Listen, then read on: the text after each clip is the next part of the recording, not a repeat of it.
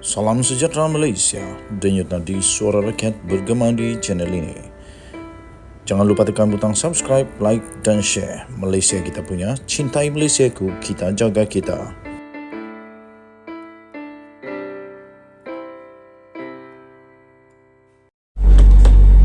Salam sejahtera Malaysia, denyut nadi suara rakyat bergema di channel ini. Sebelum itu saya ingin ucapkan bilion terima kasih kepada semua yang sudah tekan butang subscribe, like dan share. Bagi yang belum lagi, saya mohon untuk tekanlah butang subscribe, like dan share. Malaysia kita punya, cintai Malaysia aku, kita jaga kita. Tuan-tuan dan puan-puan yang dihormati sekalian, Anwar Musa pula kali ini disebut di dalam satu kes rasuah bernilai 7.5 juta ringgit. Nama Anwar Musa pula disebut kali ini. Wow, ini tentang apa? Tentang satu isu yang cukup besar yang memang terkenal di Malaysia, Menara Kuala Lumpur. Pengarah syarikat, seorang pengarah syarikat telah dituduh, kemudiannya juga dituduh di mahkamah kerana cuba menyogok Anwar Musa sebanyak 7.5 juta ringgit Malaysia. Seorang pengarah syarikat seorang pengarah syarikat minta untuk dia dibicarakan kerana beliau telah didakwa telah menawarkan rasuah berjumlah 7.5 juta ringgit Malaysia sebagai satu dorongan untuk seorang menteri bagi mempercepatkan cadangan penjualan saham dan pengambilalihan konsesi daripada Menara Kuala Lumpur Sdn Bhd, Menara KL.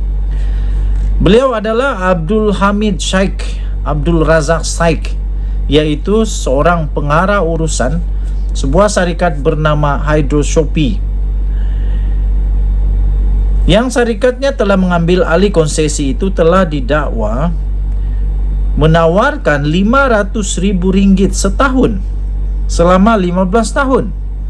Maknanya 7 juta lah, atau 7.5 juta kepada bekas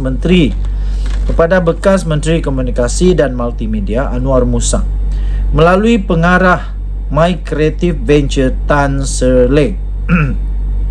Mengikut pertuduhan di bawah Seksyen 16-B Akta SPRM yang dibacakan di hadapan Hakim Mahkamah Session Suzana Hussein, tawaran itu telah dibuat di antara Julai dan Ogos tahun lalu di Kementerian Komunikasi dan Multimedia di Putrajaya.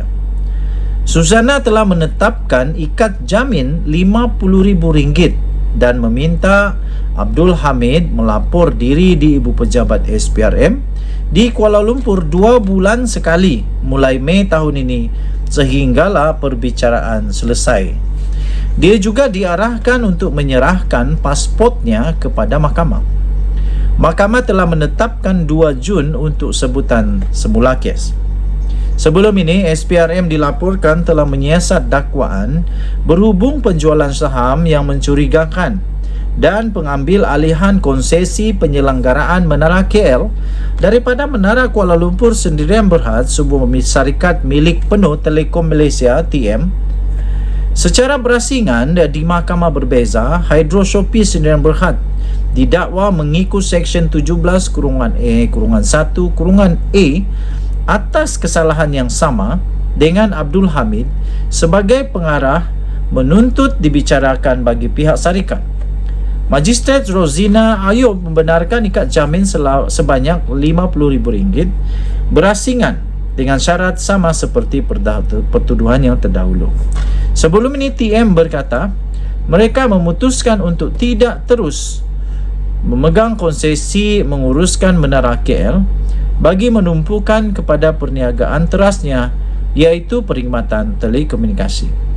Denyut nadi suara rakyat bergema di channel ini. Harap-harap Anwar Musa bersih. Tapi syukurlah setakat ini daripada laporan-laporan yang saya bacakan itu tidak ada menyebut Anwar Musa terima kah atau apakah atau dia salah guna kuasa tiada. Jadi Anwar Musa, tahniah diucapkan. Kalau dia tolak rasuah itu, tahniah. Inilah yang terbaik. Kita jumpa lagi. Bye-bye. Salam sejahtera Malaysia, denyut nadi suara rakyat bergema di channel ini. Selamat berpuasa kepada yang berpuasa. Saya ingin ucapkan Selamat maju jaya. Tuan-tuan dan puan-puan, laporan yang dinanti-nantikan oleh rakyat negeri Sabah akhirnya akan muncul juga. Dan laporan itu akan didedahkan sendiri oleh kerajaan. Kerajaan akan mendedahkan laporan penuh untuk nahas udara 1976 yang telah mengorbankan Ketua Menteri Sabah.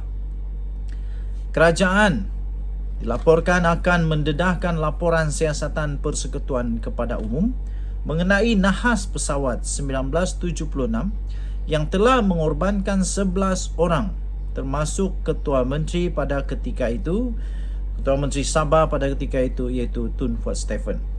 Menurut bernama, Perdana Menteri Datuk Seri Anwar Ibrahim berkata, laporan penuh itu akan diumumkan minggu depan. Pada 8 Mac yang lalu, Hakim Mahkamah Tinggi iaitu Christopher Chin Su Yin telah mengeluarkan perintah mandamus yang mengarahkan kerajaan untuk memulahkan langkah yang diperlukan untuk mendedahkan laporan itu kepada umum. Mahkamah memberikan kerajaan sehingga 8 Julai depan untuk mematuhi arahan itu. Pada 15 Mac yang lalu, kerajaan telah memfailkan rayuan terhadap keputusan berkenaan. Nahas yang dikenali sebagai Double Six itu, laporan itu kekal diklasifikasikan sebagai sulit selama hampir 5 dekad, 50 tahun. Turut terkorban dalam insiden 6 Jun itu ialah Menteri Negeri Sabah, Menteri Negeri iaitu Saleh Sulung, Peter Mejuntin dan Chong Tien Vun. Nahas itu juga turut meragut nyawa Pembantu Menteri Negeri Darius Binion, Setiausaha Tetap Kementerian Kewangan Sabah Wahid Peter Andau, Ishak Atan yang juga adalah merupakan setiausaha sulit kepada Menteri Kewangan pada ketika itu, iaitu Tengku Razali Hamzah, Korporal Said Muhammad yang merupakan adalah pengawal peribadi Tun Fuad Stephen, juruterbangnya Kapten Gandhi Nathan dan anak sulung Fuad Stephen iaitu Johari Stephen. Tuan-tuan dan puan-puan yang dihormati sekalian, seluruh rakyat negeri Sabah menanti laporan ini. Apa sebenarnya yang berlaku? Apa sebenarnya berlaku dalam laporan rasmi, laporan penuh ini? Kita mengharapkan semoga laporan itu adalah laporan yang telus, transparan dan dapat memuaskan hati penduduk negeri Sabah yang selama ini menantikan kebenaran.